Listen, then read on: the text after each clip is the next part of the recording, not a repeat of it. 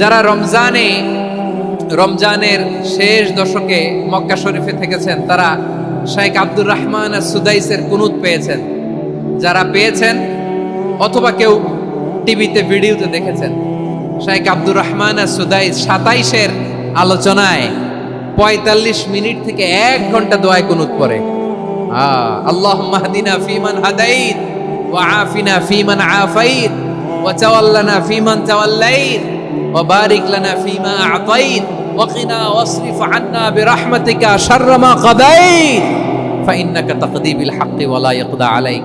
এমন ভাবে হেরেম শরীফে মক্কায় শেখ আব্দুর রহমান সুদাইস দাঁড়িয়ে হাত তুলে লক্ষ লক্ষ উমরা পালনকারীদেরকে নিয়ে এক মুনাজাত ধরে কাঁদতে কাঁদতে মানুষ বেহুশ হয়ে যায়।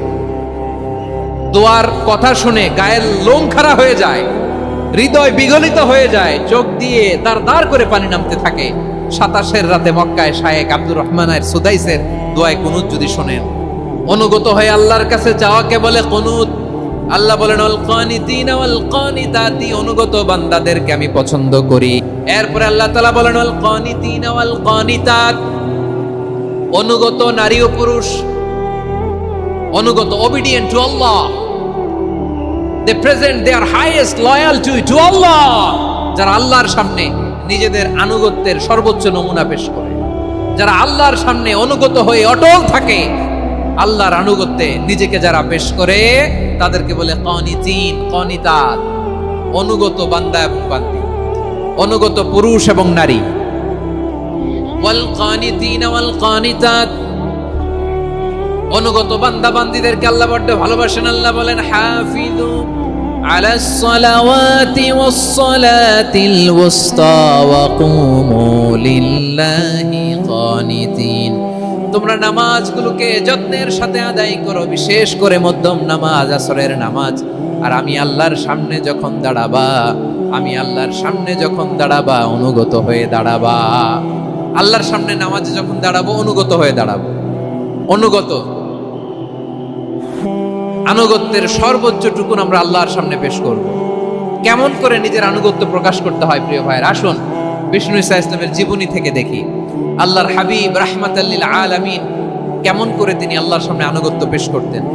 আম্মা জানা আয়েশা রাদিয়াল্লাহু তাআলা আনহা বলেন, কানা ইয়াকুমু মিনাল লাইলি হাত্তা তাতাফাত্তারা কদামা, আমার নবী তাহাজ্জুদের জায়নামাজে যখন দাঁড়াতেন এত লম্বা সময় দাঁড়িয়ে দাঁড়িয়ে তিনি কিয়াম করতেন, কেরাত পড়তেন। দাঁড়িয়ে থাকতে থাকতে থাকতে থাকতে আমার নবীর বরকতপূর্ণ, আমার নবীর মুবারক পা দুটো এরকম ফুলে যেত।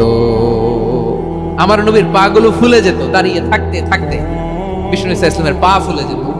আম্মা জান আয়েশা এটা খেয়াল করতেন। খেয়াল করে বলতেন, ইয়া রাসূলুল্লাহ কদ গফারাল্লাহু লাকা মা তাকাদ্দামা মিন যামবিকা ওয়া মা তাআখার। ও নবী, নিজের দেহের উপর কেন এত কষ্ট দেন?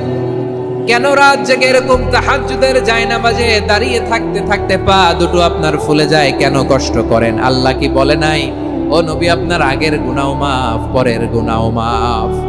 আসলে বিশ্ব নবীর কোনো গুনাহই নাই। নবীরা মাসুম হয়, নিষ্পাপ হয়। তারপরে বিশ্ব নবীর মর্যাদা স্ট্যাটাস বোঝানোর জন্য আল্লাহ বলেন, নবী আপনার আগের পরের সব গুনাহ আমি আল্লাহ মাফ করে দিলাম। আম্মা জানা এসে বলে, না নবী, আগের গুনাহ মাফ, পরের গুনাহ মাফ, আপনি মাসুম নিষ্পাপ, তারপরেও তাহাজ্জুদের জায়নামাজে কেন এত কষ্ট করেন? বিশ্বনবী জবাবে বলেন, আফালা উহিব্বু আন আকুনা আবেদান শাকুরা। ও আয়েশা, আমি কি শুকরগুজার বান্দা হব না?